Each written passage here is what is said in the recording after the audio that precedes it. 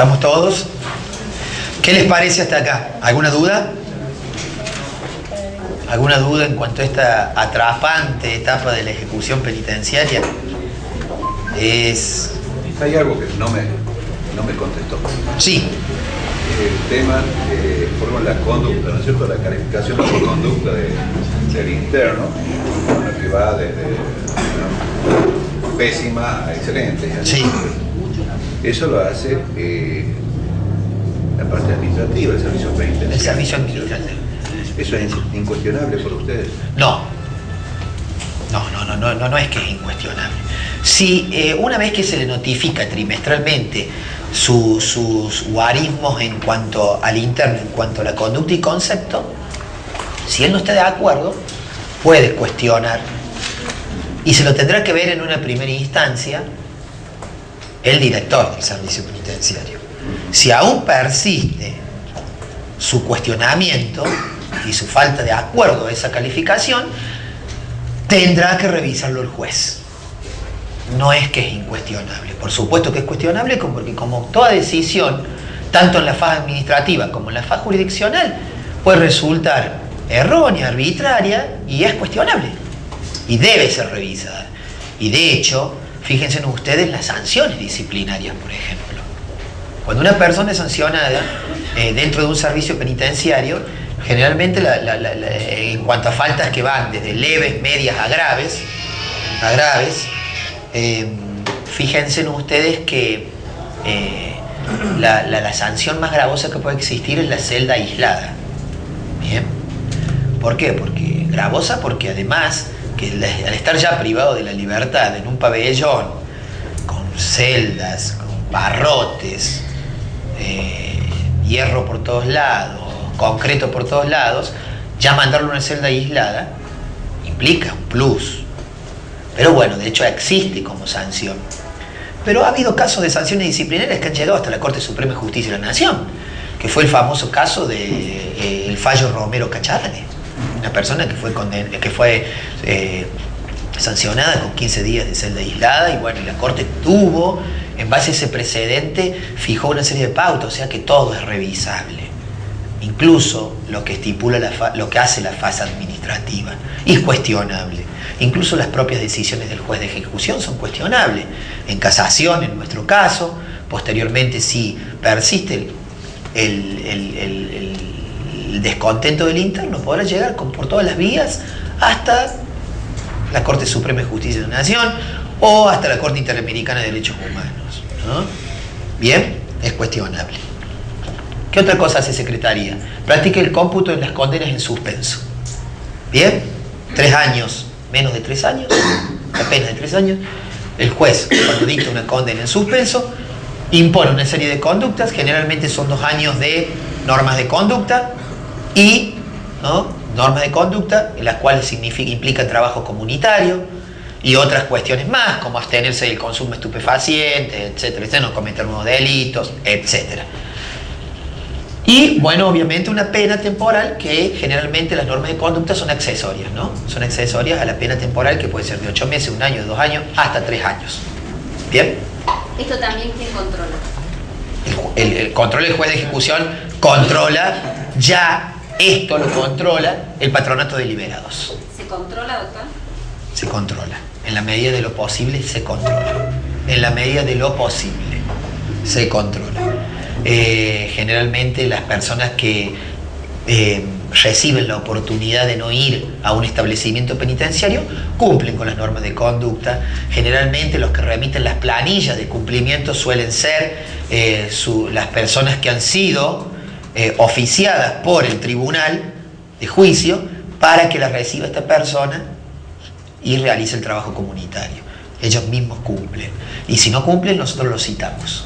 ¿Bien? Lo citamos, lo cita Secretaría, 1, 2, a la tercera vez, fuerza pública. Ustedes recuerden que el derecho penal debe ser siempre la última ratio del sistema, entonces tampoco podemos convertirnos en vengadores anónimos de perseguir con el derecho penal a toda persona que esté cumpliendo. Si se le ha dado la posibilidad de que cumpla con estas normas de conducta en el ámbito libre y no ir a un establecimiento penitenciario, no cumplir con una pena privativa de la libertad, entonces, en definitiva, tenemos que ser también benévolos en este sentido, pero exigir que se cumplan. Una vez cumplida, se le informa al tribunal de juicio, perfecto, pero se debe practicar ese cómputo como en todos. Distinto el caso de los controles de las normas de conducta en las probation, en donde también debe controlarlas el juzgado de ejecución penal, y donde se suspende el juicio hasta que la persona, en este caso el probado, cumpliendo esas reglas que ha establecido el tribunal, no hay, obviamente se finiquita la acción penal, no hay condena y todos contentos. ¿Estamos de acuerdo? Debiéndose cumplir con las pautas que estipula el artículo 76 bis al 76 quater del Código Penal. ¿Bien? Ahí debe cumplir eso, llevar adelante. En la práctica, obviamente, el instructor viene, informa al secretario que una determinada persona no cumple con las restricciones estipuladas, ya sea en las condenas en suspenso o en las probation, lo citamos, charlamos con la persona, le tomamos un comparendo de notificación y la intimamos. Generalmente se controla, el Patronato de Liberados controla, nos manda un informe final y la persona obligada va llevando al juzgado las planillas de cumplimiento horario que estipula la ley. No es que los trabajos comunitarios se cumplen todos los días, sino que puede ser que el juez haya fijado 4 horas semanales de trabajo comunitario, ¿bien? Y así se va llevando adelante.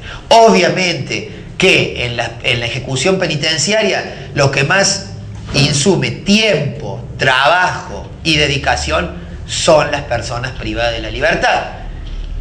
¿Cómo realmente rige como regla en el proceso penal? Una persona que es procesada, no es lo mismo llevar adelante una causa con detenido que sin detenido, ¿no? Entonces, cuando la persona ya está detenida, privada preventivamente de su libertad, entonces el Ministerio Público Fiscal hace un mayor esfuerzo para que llegamos con los plazos atentos a la restricción que se ha aplicado a un derecho constitucional inalienable de una persona, que es la libertad ambulatoria. ¿Bien? Lo mismo ocurre acá.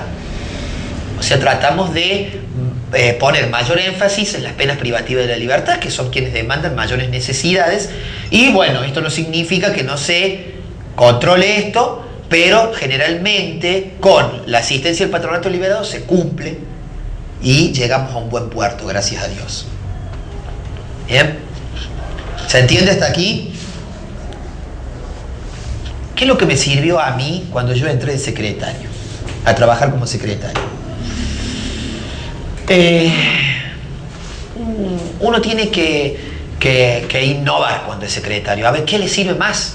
Una secretaría es la que generalmente lleva adelante el juzgado junto con los empleados, y al juez lo tenemos que mantener ocupado simplemente para resolver cuestiones jurídicas. Esto no significa que los secretarios nos relegamos a la tarea administrativa, porque es la gran discusión que se trata, que se conversa, que se charla en los congresos en los cuales se habla de gestión judicial y en definitiva de la tarea administrativa, porque en definitiva nosotros somos abogados que hemos estudiado para lo jurídico, pero generalmente hacemos mucha tarea administrativa. Somos obviamente los custodios de las cadenas de expedientes, somos los jefes del personal, somos los custodios de los secuestros que recibimos, y estamos encargados de firmar oficios, decretos, etc.